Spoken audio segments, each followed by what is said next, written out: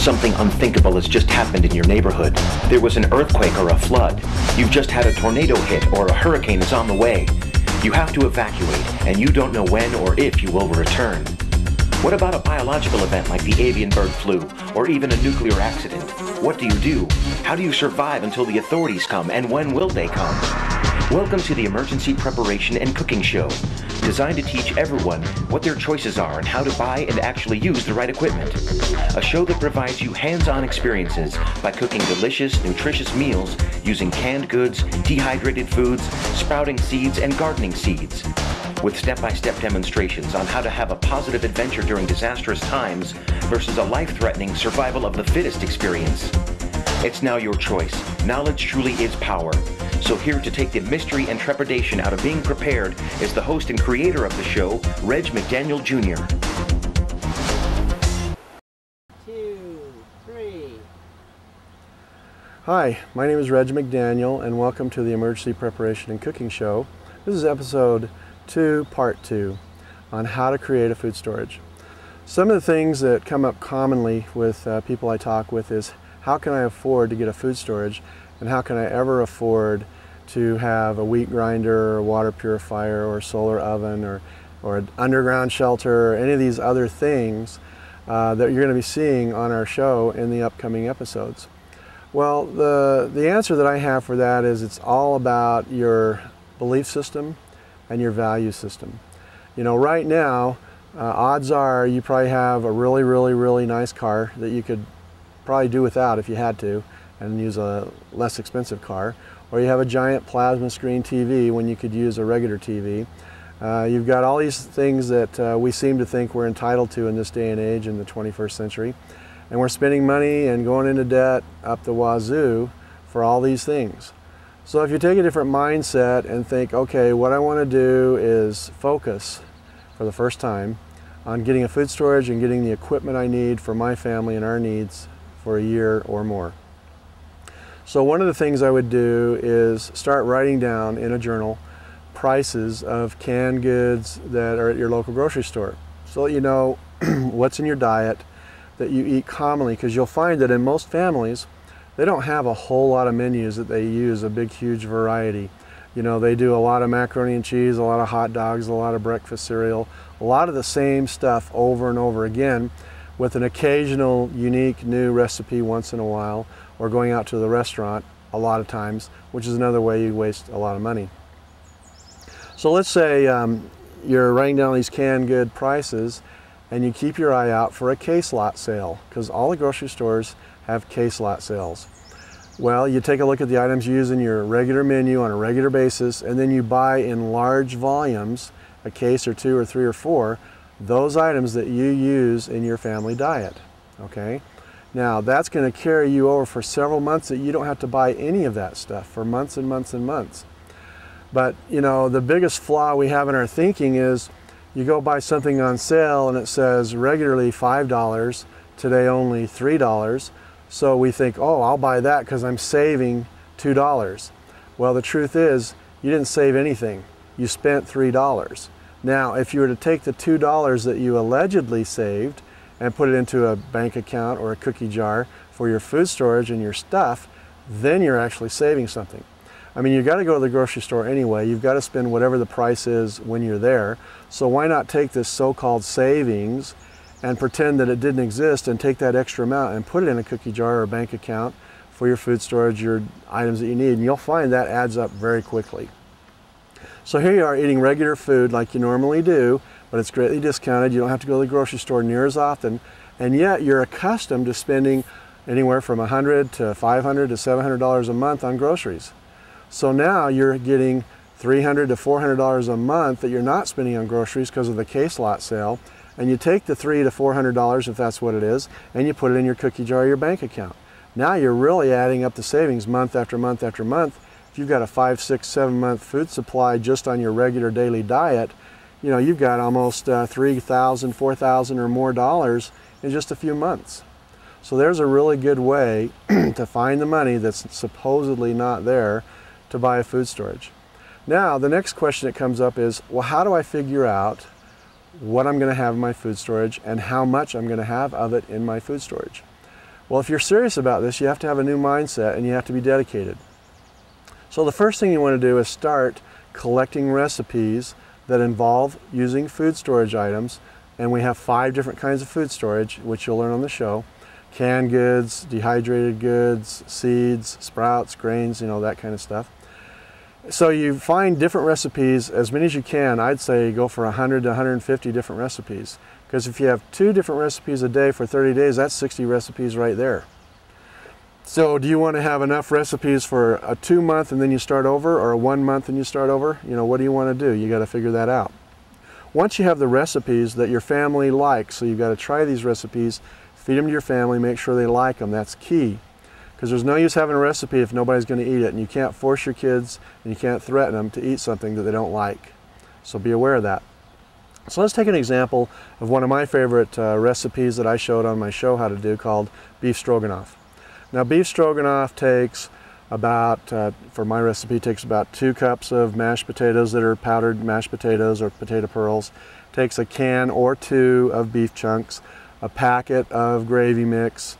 It takes a can of corn from your case lot sale, a can of green beans, some dehydrated carrots, and some powdered cheese that tastes just like cheese out of the dairy case. So those are the ingredients for my shepherd pie. Did I say beef stroganoff? Okay. Those are my ingredients for, we'll cut that out. Those are my ingredients for shepherd pie. Okay, I'll start over. Let's talk about one of my favorite recipes. Let's talk about shepherd pie. Now in shepherd pie, you have a can of beef chunks, can of corn, some dehydrated carrots, can of green beans, a packet of gravy, and a couple of cups of potato pearls to go on top, and then a 1/4 cup to 1/2 cup of powdered cheese. You spread over the top of it, bake it in the oven, you got yourself a shepherd pie. Well, let's say you tried that recipe and your family just really likes it, hypothetically, okay? Well, you just heard all the ingredients, 1 can of this, 1 can of that, 1 cup of this, etc. Now, if you want to have that recipe once a month, then you just multiply the amount of cans per item times 12, and you need 12 cans of beef chunks to have it once a month for a year. 12 cans of corn for once a month, once a year, etc. Okay? So if your family's bigger and it requires more canned goods in the recipe, then you got to double it by that.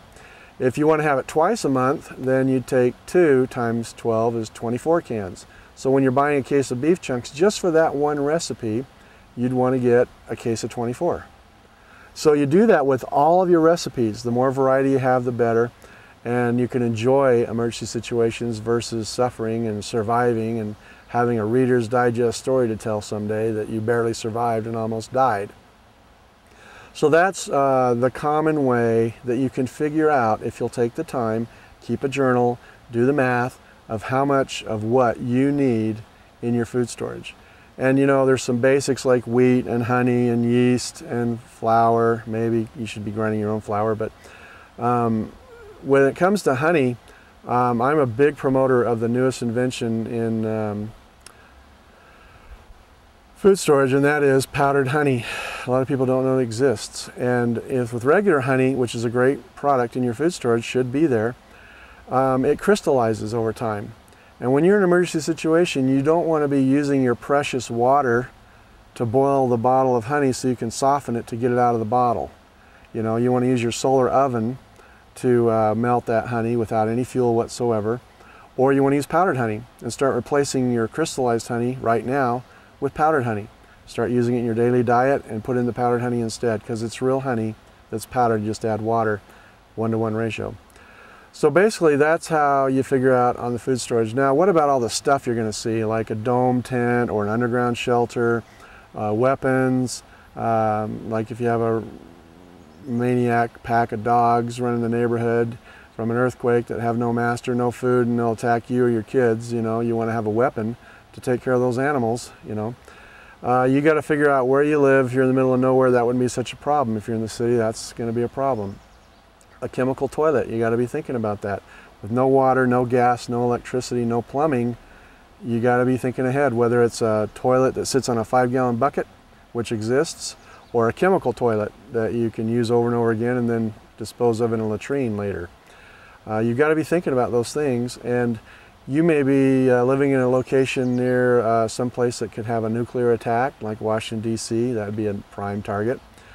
So you might want an underground shelter in your area, whereas in Montana that may not be necessary. You might get by with just your regular house or a dome tent or a log cabin or something like that. So you have to look at where you live, what your situation is, and what you're going to be facing to know what items you're going to need. Some things are just not practical, like if you're living in Hawaii, you don't really need something that's going to keep you underground. It's just not practical to be digging in volcanic rock for an underground shelter. And you can have a small underground shelter. It fits just your family in your backyard, or you can have a big, long 80-footer that holds up to 15 to 25 to 30 people. And you'll learn that on the show too, in the future episodes.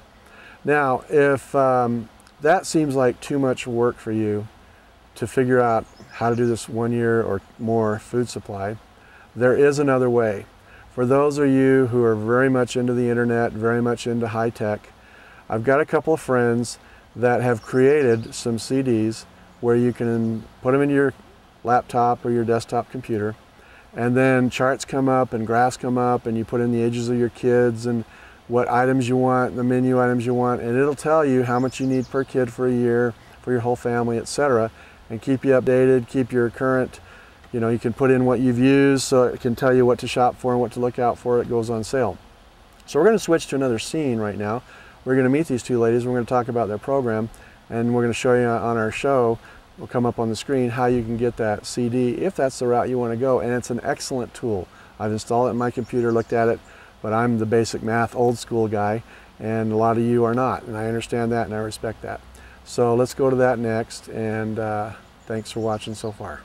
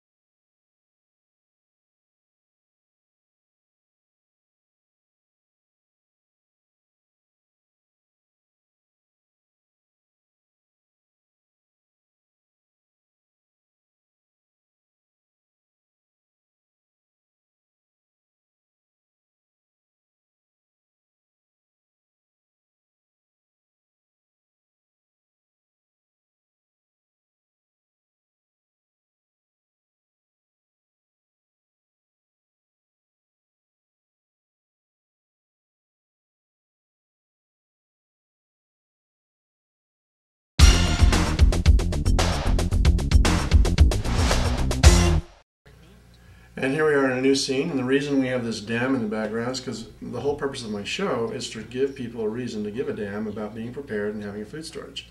And I'm really excited on this episode to be able to tell you that this is being introduced to the public first time anywhere in any media on my show. So this is something no one else knows about until you've seen this show. So the first person I want to bring up is Lisa Anderson, the CEO of Prospering Families. Hi, Red. Welcome to the show. Thank you. And her CFO is Donna Connor. And Donna, I want to thank you for being on the show today. Oh, thanks for having us. This and is great. So, Lisa, tell us how you got started in this company. Okay. Sure. We, about 2 years ago, I was doing a lot of grocery shopping, starting to use coupons. And at that time, I realized how fast my pantry was building up, and realized this was the way for my family to start to get prepared. And I was really excited to share, and so that's when I brought Don on board, who's a good friend of mine. And we started thinking if this is something other people would be interested in. And it turns out it was. It was a great idea, and we've been able to help a lot of people. It's been a lot of fun to teach people how to take the fear out of getting prepared. Well, I mentioned to the viewers that you've got some CDs you've developed, so why don't we talk about those a little bit. Okay, well, the first CD that we didn't develop, but we are marketing for, it does have, it's an inventory program. And because of that, we are changing the world's perception of food storage. We don't believe in following the hype. We know that it's important to be prepared, but we want people to do it step by step in a realistic way. So, Donna, why don't you tell us about the cracks in the dam, what that means? It's amazing how many times people don't realize where they're behind. They don't know what they're lacking, and so our new software has a needs assessment that'll tell you exactly what you need, exactly how much you need, or where to start looking for those items once you determine where you're lacking. Okay, and Lisa? And it covers everything from survival, if you have toilet paper in the house, if you've got enough water, all kinds of things, even things you might not be thinking about, like medications. And toiletries and pet supplies, even for your horse out back if you're in a nice rural area. Now I want details. So tell us about, like, you can put into the software program about your family and their needs. The food storage planner is wonderful. You totally customize it for your family. You put in how many people are in your family and their ages. It'll give you factors.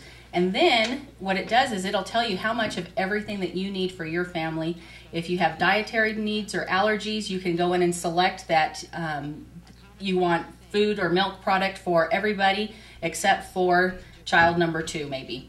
And so then it will spit out reports, it'll give you shopping lists, and once you start storing your food, it'll tell you when to rotate it, and it'll also print labels for you in case you're like me and that you have a short-term memory loss.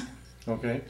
And Lisa, what else do we want to tell our viewers? We actually have 2 CDs. The first CD is the food storage planner that Donna was talking that one about. right there, right? This is going to be the food storage planner, and the food storage planner is an inventory program. As Donna was talking about, it is completely customizable to your family. The second CD that we're producing and having is called... It's called Plan, Prepare, and Prosper. This way, once you get your plan, you know what you need to do, you plan and you prepare, you get your supplies that you need in your preparation, and then you can prosper. I don't know what it means to you, but having the peace of mind that knowing that you're ready when anything were to happen is wonderful. And as we talked about, those cracks in the dams, the cracks in the dam, it can happen anytime. It could be something really big, it could be an earthquake, it could be something as devastating as Hurricane Katrina, but it could also be just those busy days that you don't want to stop at McDonald's again. Or if you have family illnesses, if you have loss of employment, being prepared and having the peace of mind to be ready is important. When we first started, Lisa talked about why she got involved in it, and I just wanted to quickly tell you, we were living life and everything was fine, and we had a little bit of food storage, just enough that was in our pantry, nothing major. And January 8th of 2005, I was pregnant, and my husband came home and said, I just got laid off of work. And it took him 6 months. And the very last time, the week before Lisa came and talked to me about groceries, we had to decide whether or not we were going to make our mortgage payment that month or feed our kids. And that was a nasty feeling. And I was grateful for what Lisa's taught me. And in just a very short time, we have a full pantry. We have learned to create the meals that we're eating on a regular basis. We plan our meals around sales that are going on. And that has allowed us to live the life that we want without sacrificing anything of our family budget. One of the things I like about your program also is, just like my show, you give a lot of new recipes for cooking with food storage. Is that right? We do. There's nothing worse than having hamburgers for the 5th time, or you have chicken. My husband's a wonderful patient man, but if I feed him chicken more than once a week, he's not a happy camper. And so we had to sit down and talk about and list all the recipes that we like. It doesn't mean we eat them every single month. It doesn't mean that we have them every single week, but at least we have some variety, and that's what we know what to shop for. Now, the food storage, or the cooking software that's right here is a wonderful asset and a wonderful tool to have. So many times we've met with clients over the last 2 years who've said, but I don't have 20 recipes. And they don't have any idea, and we cook the same thing every week and every month. And so Cooking Software is a wonderful recipe program. It has wonderful add-ons.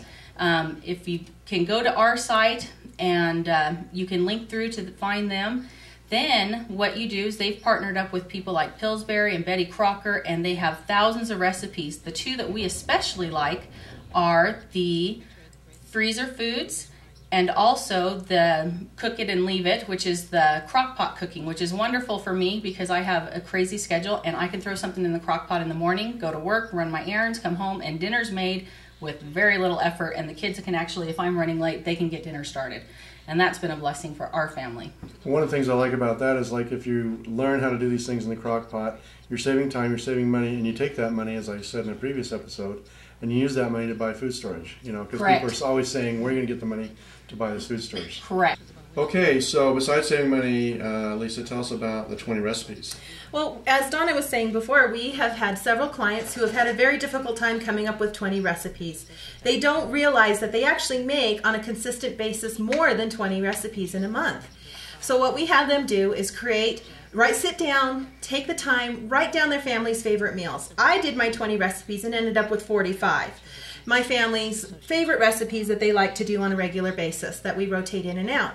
And now I've got those recipes. I have a master ingredient list. So when the sales come around each week, I can look and see which grocery store has the things that I need to have on hand.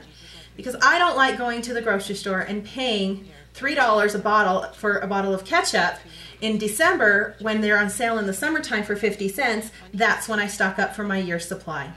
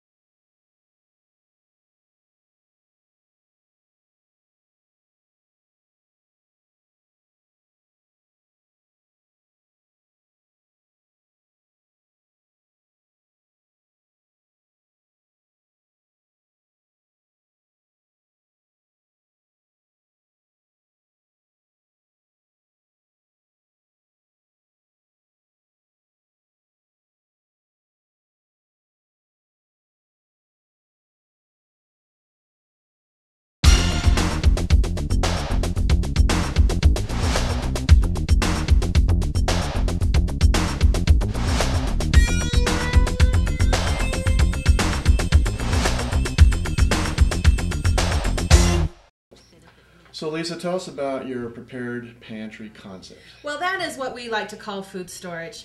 When I say food storage to people, they just get that deer in the headlights look.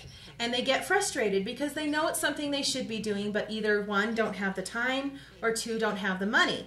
So what we decided to do is call it a prepared pantry, because a pantry is something that you eat your regular food out of every day. And to have more on hand, such as 1 week to 3 weeks to 3 months to start building up to 6 months or a year, your pantry is called a prepared pantry. And we love having that idea, and people have really responded to that. Get started. We have created a software program. It's wonderful. As we mentioned before, the first thing that you will do on there is do a needs assessment. You'll see where the cracks of your dam are. But instead of being afraid, saying, oh no, I don't have anything, you next chapter start talking about everything that how you can get everything that you need. You could spend hours, days, even months trying to search the web for all the information that you will find on our CD. It's set up in chapters just like a book, but instead of just being a book, it has video, it talks about concepts, it'll show you firsthand how to get back to the basics and learn how to do some of the skills that people in our society just don't do anymore. The best part, and the part we are so excited about, is Reg is on there, and he is going to be doing an introduction on how to can using your microwave. So for those of you who do not have space for all the canning equipment, it's a fantastic thing to do. It's easy, even I can do it. And what our CD is an introduction to every single aspect of preparedness. It'll give you an overview, and then our future software packages will be more detailed, specific for each of the areas, like how to use your wheat so that you're not storing it for 30 years and then throwing it away because you don't know how to use it. We've had a friend who had it, stored it, needed it, found out he was allergic to it. So we'll teach you how to buy a little bit at a time, test it out, learn how to incorporate things into your meal and your menu planning. Start thinking with preparedness in mind on a regular basis, and it'll become second nature to you, and get you back to the basics so that you feel comfortable just being around and doing the things that need to happen every day to protect your family. This way you'll be ready whether it's a major catastrophe or it's just somebody in your family getting hurt and you don't have time to prepare a meal for somebody. I'm going to have Lisa talk about the future episodes that are coming up as well. We're very excited about these. In our future episodes, our next one is going to be specific for being prepared around the house. We have our handyman Steve, who's going to help teach you how to turn off the gas, how to do simple repairs around the house, because those kinds of skills are necessary to live with a prepared life, because you don't always have the money when something breaks down to go and get a repairman. So this is just something to help you become more self-reliant. Down the road, we also have an episode coming out that it will be specific on how to get your child ready for college. Basic cooking skills, basic ironing, basic skills, balancing a checkbook. Basic skills that are going to help your child become more prepared. We live in a society that everything has been hand-fed to us. We want information quick on the internet, but we need that information to be specific for us and each individual. That's not going to work. And in the future, we're going to present another CD. How to send your kid away from home. All right. You either send them to college, they move out, they go out on their own. Half of the kids nowadays do not have the life skills. They don't know how to cook. They don't know how to do laundry. And sometimes parents, it's like teaching your kids to drive. You'd rather have a friend teach your child than you. We're so excited about this software, and we hope you will be too. It has everything you need to begin getting prepared. It gives you ideas. It talks about almost every single aspect of preparedness as an introduction. It's non-intimidating. It'll be easy to guide you through step by step. Once you see what your needs assessment are, you can go straight to those areas. There's video clips explaining different concepts, as well as video showing exactly how to do things specifically, such as putting 72-hour kits together. We hope that you enjoy this as much as we did putting it together. We hope that you will get your family prepared. We also hope that you will do what you need to do to take care of your family. Okay, well that's it for our viewers today on this segment. And if you'd like to get this information, go to our website, which will link you to their website. There'll be a box with a code for your good deal, and you want to put in TV show to get that discount, okay? So thanks again, Donna and Lisa, for being on our show today, and we're looking forward to your product. Thank you so much for having us. Okay.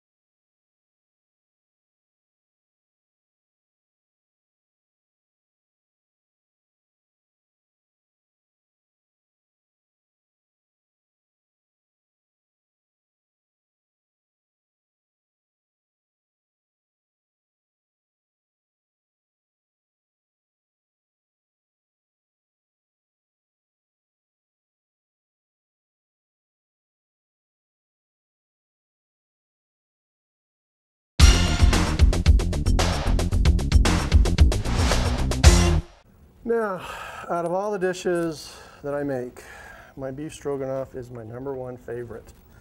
Absolute, it's #1. And I was tempted to do it last time, but last time was a learning curve and I didn't want to jeopardize you know, being under pressure and everything, I wanted to make it right. So that's what we're going to make now. Okay, to make your beef stroganoff, we'll start with 1 tablespoon of olive oil. And olive oil is a great oil, healthy, good for food storage. I buy it in big, large 1-gallon can. And then I bought one of those bottles that has a little plastic thing on the top. It's skinny.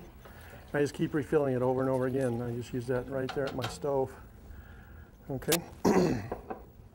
I need a tablespoon, please. I think you put it in the sink, maybe. The tablespoon measuring spoon. Nope, I found it. Okay. So, would you turn that on again, please? How high? I like to go high all the way just to make things happen faster. Okay. Okay, we got our 1 tablespoon of olive oil. Now we're going to do a 1/2 cup of onions. So we have our onions that we did. Now I made enough in case there was a full crowd and I could do a double batch. That's why I have so many excess onions. It's a 1/4 cup and it takes a full half. You know, these look like the onions that they serve at the baseball and football stadiums, you know, in those containers where you buy a hot dog and you get your mustard and ketchup. That's what these look like. Can you tell? Can you see if they're, that's what these look like. Okay, we've all seen the minced garlic that you buy in your grocery store. Now you could grow your own garlic and then chop it up. You can buy this if you have a cool area to store in, and this is great for food storage, which is what I do. Or in a pinch, you can use garlic powder. Okay.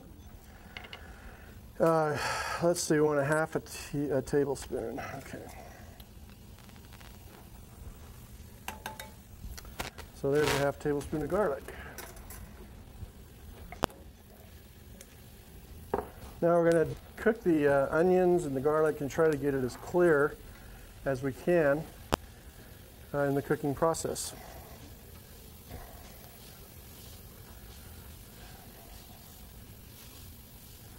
It doesn't take long to cook these.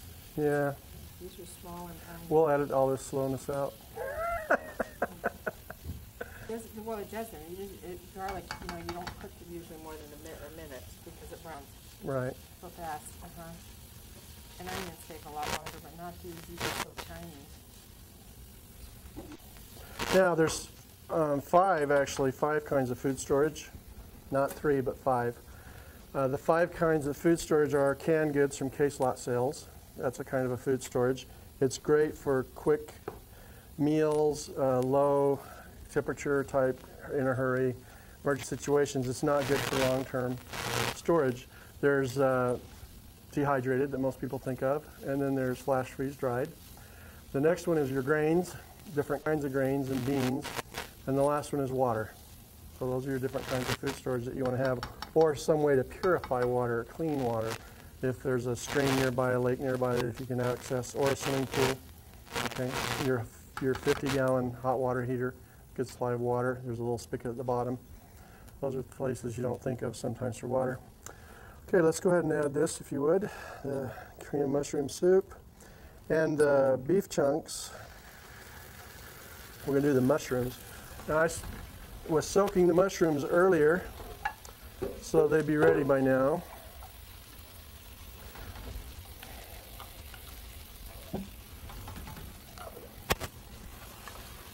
So once again, the water from your mushrooms will pour into our glass. Use this for soup, stock, gravy mixes, whatever.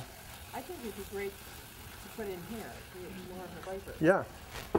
Well, as I've said before, when you're used to pouring off the water on your corn, your green beans, there's more vitamins and minerals in the water than there are in the actual beans and corn that are processed these days. So you're throwing away some good nutrition when you do that. All right, we're going to add 1 cup. All right.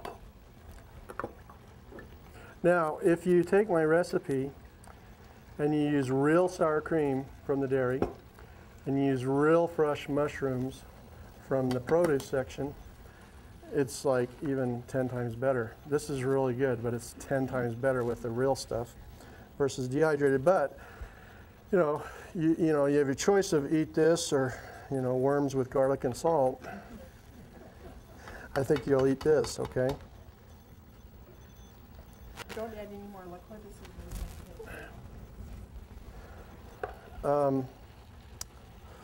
Got that. Now, when we add our beef chunks, whenever you open a can of beef chunks, you'll find there's some fat on the top that rises to the top.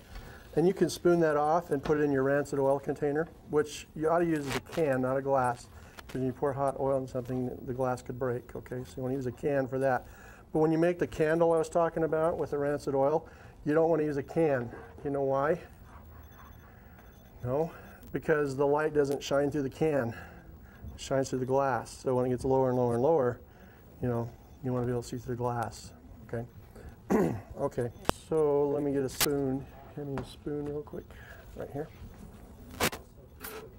where did they all go? I'll take a look. So I'm going to spoon off the fat here. We'll pretend we're putting it in our rancid oil container. I think that adds a lot of flavor. I do too. I'm not an anti-fat person. I'm just doing this to show you that you can do it, okay? Now, when you do this part, you want to be really careful and not break up the beef chunks so that it's shredded. You understand? Just do it real gently. Now, there is what is called powdered sour cream, which is right here in front of me. And what you do is you take 1 cup of the powder and you mix it with 6 tablespoons of water. You mix it up with a wire whisk, and it looks something like this. This is sour cream I made earlier, okay? Now, there's real sour cream and there's light sour cream, right? And there's no name brand sour cream. And those of us who are sour cream connoisseurs know the difference. Well, this particular product tastes like light sour cream, which I don't care for. But I tried it different ways, like I mixed it with 6 tablespoons of the whey milk that we had last time instead of water. And that adds a little more flavor than just straight water. You could also try mixing the milk 4 times the normal mixture, and it's really thick, and use that as sour cream. So you don't have to actually use sour cream. You can actually use the Moo Mix dehydrated milk we tasted last month to make your sour cream if you wanted to, okay? All right, it takes 8 ounces of sour cream. Let's go ahead and put that in if you would. Thank you.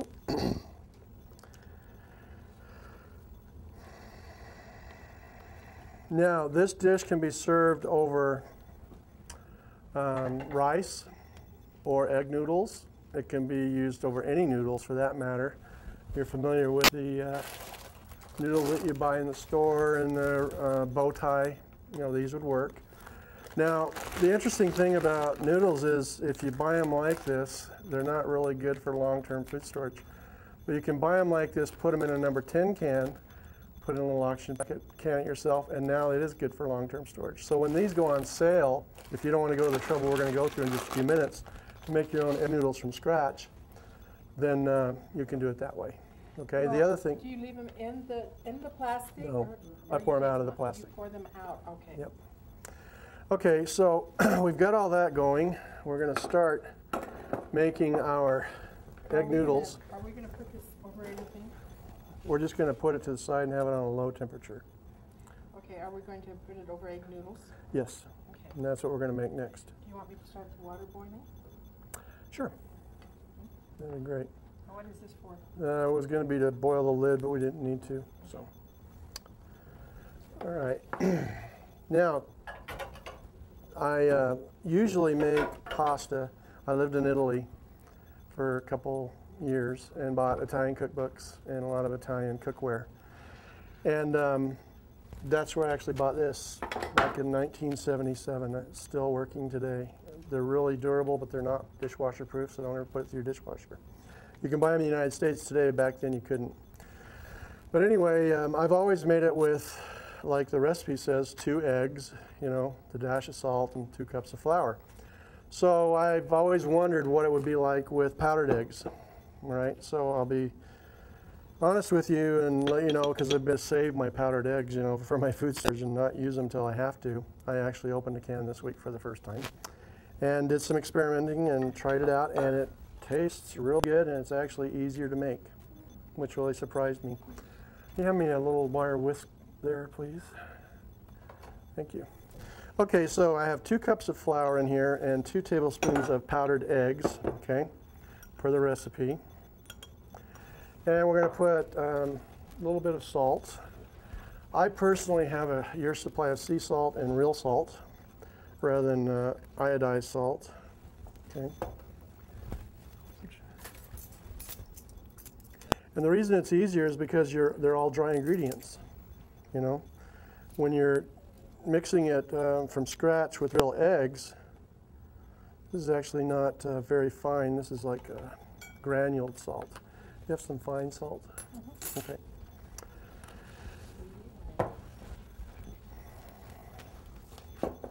Thank you. All right. So as I was saying, because they're all dry ingredients, it mixes together a lot easier and more evenly. Okay. And then this pre-measured stuff goes in there.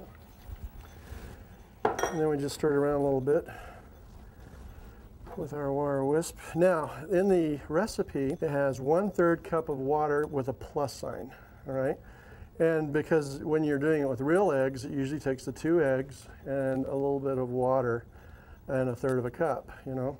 But with this, because it's dried powdered eggs, it takes 2 1/3 cup measurements of water and about 2 tablespoons, okay? And you gauge the tablespoons once you get going on it. So let's find the 1/3 measuring cup here.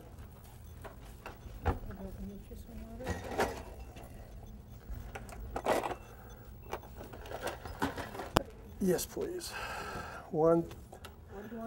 I need 2 1/3 cups of water, and we're going to need a spatula like this, and then we're going to wash our hands because you are going to hand knead it, just like you would bread. Gloves on. Yeah. 2 of these? Yes, please.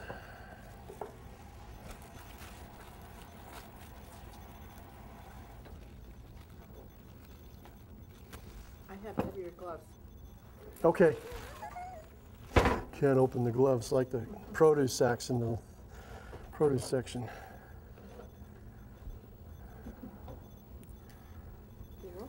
These are large. Thank you.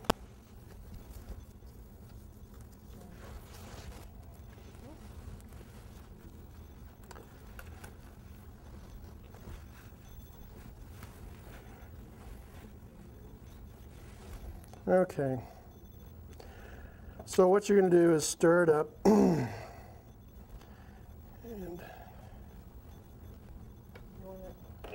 I'm just doing it the Italian way. I get it over everything.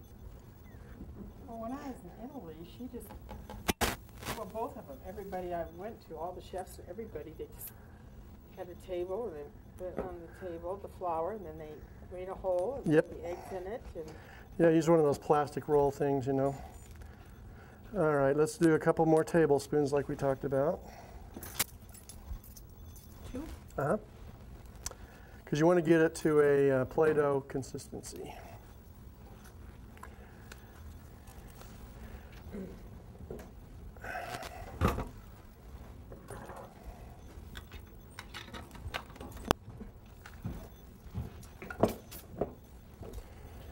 The exciting thing is I pre-made some so we can go right into rolling it through the machine. Yeah, first they just cooled off. What do you want to do with these juices? You can just pour them down the drain because we're using for illustrative purposes. We won't need anything else tonight.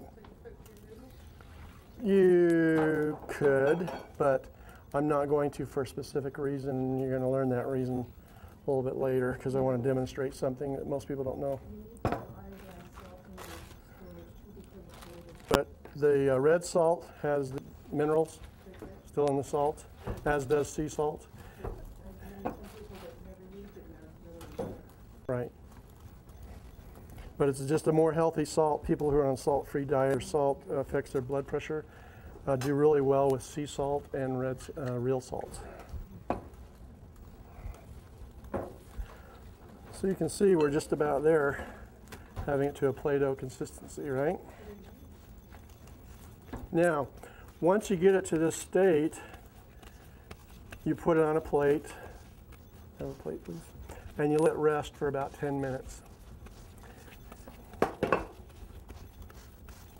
Some of those foam plates would be fine. If we had more time, I'd scoop all this into it too. That's what it looks like. Now, after it's sat for 10 minutes,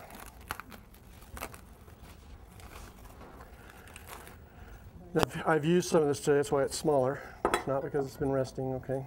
And there's no yeast in it or anything. Okay. Now I'm going to show you different ways you can make your egg noodles besides using a machine like this. Now this is a great machine to have for your food storage equipment kind of stuff, because you can make spaghetti with this, egg noodles with this, and lasagna noodles, all three. Okay, first thing you need to know is you just take off a little pinch of your dough and you put your setting on your first wheels here to the smallest setting, kind of flatten it out and lengthen it out, and you put it through the rollers to clean the rollers, okay? Because when you have it sitting on your shelves at home and stuff, dust can gather. If you're in an emergency situation, you're doing this, there might have been an earthquake and you might have had insulation, you know, scratchy insulation come down from the ceiling. And so I'm moving it across the rollers 1/3 of a way, here, here, and then here, okay? And then you do the same thing on your egg noodle. You make it like a snake, flatten it out, and then put it through 1/3, 1/3, and 1/3, okay? Squeeze it all together, do it again.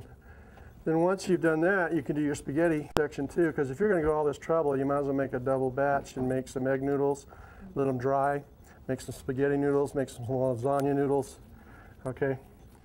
So I already did this earlier today, so the 1/3, 1/3, and 1/3's done, but I want to demonstrate that you do that. So now, just briefly, we'll throw this away. What do you do if you don't have this machine? Well, the answer is just get a rolling board, a rolling pin, and you roll it till it's really thin. Now, you'd be amazed how many people don't have a rolling pin. You know, they just don't cook anymore, right? So what do you do if you don't have a rolling pin? That's right. You can use a bottle. I put rice in this one, just so it'll be a little more stable. And it needs to be a flat bottle, not like a Coke bottle with a beveled edge or anything. And you can roll that like this. And if for some reason you just can't find a flat bottle, can you think of another way? The answer is you sterilize the end of a broomstick, cut it off, and use your broomstick to roll it. Okay, or some stick, a dowel, a wooden dowel that's like 1/2 inch thick or something like that. Then as far as the egg noodles go and the spaghetti goes, once you've gotten it thin enough, you take a knife and you just cut your noodles to the thickness you want, whether it's lasagna or spaghetti or whatever. Spaghetti's kind of hard, okay? So when I'm working with this kind of machine, I like to take about 1/3 of your dough, okay? Oh, that's the one that we're letting rest. I'll take the one that's already rested, okay? I could tell by the tackiness, okay? Now you set this, there's a really thick, and you click it and it's thinner. So I'm putting it to the thickest setting, rolling it into kind of a snake, and flattening it out a little bit so it fits between the rollers. And what usually happens is when you roll it through, you get a bunch of, well, I've got to put it in the right roller section. There's 3 things you can put it in here. You can buy these at stores. Yeah, you can buy them now. 34 years ago, you couldn't. Okay. Now, that's what it looked like too great, okay? So what you do is you fold it over in half and run it through again. And it's going to get smoother and smoother with less tear and less holes. There's a clamp that comes with it that clamps to your countertop or wooden thing, but it wouldn't work on this, you know. How much moisture in it? Are you stirring, or is it? No, it's just a matter of me getting it kneaded just right. Oh, I see. We're almost there. So that needs it too, then. Yes, it does. Oh, okay, great. Okay, we're go to Italy? Yeah, I did. Okay, so we're okay there. Now I want to click it once to take to the next dentist. Okay, put it through again. And this is really a fun thing to do as a family, you know. One can hold it down. You can hold it down for me. Where do you want me to hold it? Yeah, just on the sides, it's fine. Another one can have a plate to catch the noodle as it comes out, you know, kind of thing. Now, there's like 3 settings on 3 thicknesses here. And I just did the second one. I could go one more, but that's for spaghetti, really thin spaghetti. I don't want it that thin, okay? So, now we got that. Come to my right, if you will. And we'll put this on here for a moment. Put it in the next hole here. All right, I'm going to put it through and you kind of catch it on the, you know, Be happy to. yeah, kind of thing.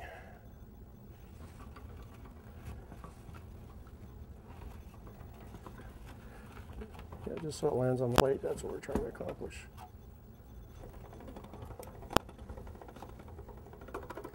Okay. So here is our noodles, okay? And you can pull them apart. And if you're dough, you can add a little bit of flour to make it a little bit less tacky, and they won't stick together. Now, you can let these sit out for up to an hour, 2 hours before you cook them, you know. Or you can let them dry for a day or 2 and use them down the road, okay? Oh, they'll be great though, just like that. Yeah, they will. Are we So gonna make we're going to sure make some that- more. We're going to need to, yep. Everybody That's- gets some Yep. with their stroganoff. But I think the rice would probably be a lot faster and easier. if the Yeah, rice but I was- wanted to show this. Oh, It's I'm just glad you real, you know, did. it's a This is really great wonderful. home. Oh, this is great. Put it in the right hole, and it will turn. Now, another reason we're doing this TV show is we want men to know that you can do this. You know, I don't have a degree in nutrition or cooking. I do have degrees, but not in that. And so if I can do this, any other guy can do this. You know, you just have to want to. Or the wife can say, honey, I want you to watch this show and stop spending money on your golf games and toys so that we can buy some food storage so I can do this in our regular diet. Because this is really important in an emergency situation. Okay. How long do beef chunks last? And 3 to 5 years. really? Yeah. I know because I've eaten them. You know, and they're really a great product. Now, for our viewing audience, if you go to our website, www.emergencypreparation.com, you can get on our email list to know about future shows, about future co-ops, future offers, and you can participate in our contest to write a cookbook that we're going to put together as a company on how to cook with your food storage. So if there's some recipe that your family absolutely loves, you can enter that recipe in our cooking contest and we'll put it in the book and we'll have lots and lots of recipes, right? And then we'll have a first, second, and third prize. First prize be like $100, second prize $50, third prize $25, and a bunch of consolation prizes, the new cookbook, you know, all of that. And then we'll publish the cookbook and allow all of our viewers can have more recipes on how to cook with their home storage. So, www.emergencypreparation.com.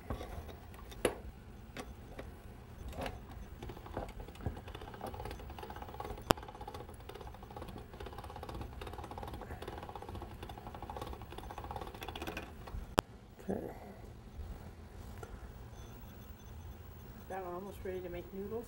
Almost. Give me a little bit of flour. It's right here. Now, interesting thing here, you know, it doesn't matter how many times you've done this. I've done it a lot of times. You wouldn't know you have to do this kind of stuff unless you do it. So we want to get you hands-on experience doing this stuff because, as I've said in the past, when you're in an emergency situation, that's not the time to learn how to do something you've never done before. It's very strenuous, very stressful. You know, I have made those reflector ovens. Like a And solar oven. Yeah, solar and like I've wanted to at least cook with it once a week. And Mm-hmm. I didn't get to it, but I would think it'd be fun if you could use it for 2 weeks. If you could use a reflector oven, you know what you're doing. I've put this challenge out many times to people to make it a family project for just a weekend, Friday, Saturday, and Sunday. Turn off the electricity, okay, in the cold winter time, and see what happens. You know, turn off your water at the same time and see what happens. I mean, all kinds of things. Well, how do you turn your electricity back on? It's just the main breaker, just a switch on your breaker. That's all you do. And you just flip the switch back up and it turns back on. Nothing's going to get destroyed for 3 days, nothing in your freezer, especially in the wintertime, you know. But as it gets really cold, Pretty yeah, good. let's go with that. Now, how long, well, it says in the instructions, you already know. How long do you cook these in the water? Count to 10. It's really amazing. Now, I want you to know I experimented, because I'm a guy who likes to experiment. You know, I did 20 seconds, I did a minute, I did 2 minutes, you know. Well, some people don't like it, so it's got such... It's called al dente. I When know. it's this fresh and you cook it for just 10 seconds, it's called al dente. That's So you might want to let it dry out and then cook it. But your regular pasta takes about 8 minutes, you know, that we saw, that I demonstrated earlier. Yeah, it takes 8 minutes. This only That's why, takes, because this is fresh, it doesn't, huh? right. It's amazing. And I really did try all those time sequences. I did one noodle at a time, you know. You don't want to do a whole clump. And after about 20 seconds, it's rubbery, so it's overcooked. Okay, it springs back. You can eat it. It's nutritional, but it's just not as enjoyable. Okay. So shall we put those in from count to 10? Okay, well... And then once she puts them in, we count to 10. I'm going to have you lift it up and pour it into this cauldron. Okay, that melted. So maybe I need to salt it. Okay. It makes a difference. We can use this coarse Just stuff. salt in there. Now you want me to dump them all in? Yes, The glob. I do. The whole glob. Everything? Yep. There's a reason. The reason is we're going to count to 10. 1, 2, 3, 4, 5, 6, 7, 8, 9, 10. Now, notice I'm pouring this into a cauldron, into a pan, okay? Because I don't think they're done. I know. That's why I did all those experiments. I didn't think they'd be done Yeah, either. but you did one noodle at a time. Well, One noodle had more room. whoops. You know, don't you think they were all like this, and so they didn't get to... Trying to get the rest of the water out of there.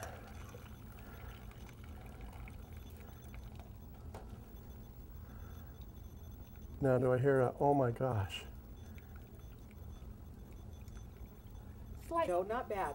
Yeah. Not bad. Yeah. Really? Now, the reason I did this in here, and the reason I did not use that water to boil this, is because now, when this cools down, I can put some dishwashing liquid in it and wash my dishes. I can wash my hands, but you don't want to throw it away yet. You want to use it for something. And if you know, worst case scenario, you can use it for soup, you know, before you do any of that. So that's why we did it this way, okay? And that's why we couldn't do, we poured it, you know, we'd be, I think it's great. yeah. Okay, we can turn that oven off. And I think for tonight, all we're going to do now is just get a few noodles on your plate and put some stroganoff on it. A few. It's got 1 minute 30 seconds. That's good enough. We can turn off the oven and pull out the casserole. And as I said, if you like what you taste, let them know and let them do a little cameo if you want to see something good about it. Let's give him a great big hand. Isn't that terrific? Boy, have I learned a lot. And I think we... Ready? Yes. Okay. Everybody for being here today, and I hope you learn how to use your food storage and your emergency preparation equipment. In closing, I thank the Lord God for all the food that He's given us and the ways to prepare it, and say good night to everybody and God bless. Good night. Thank you for watching.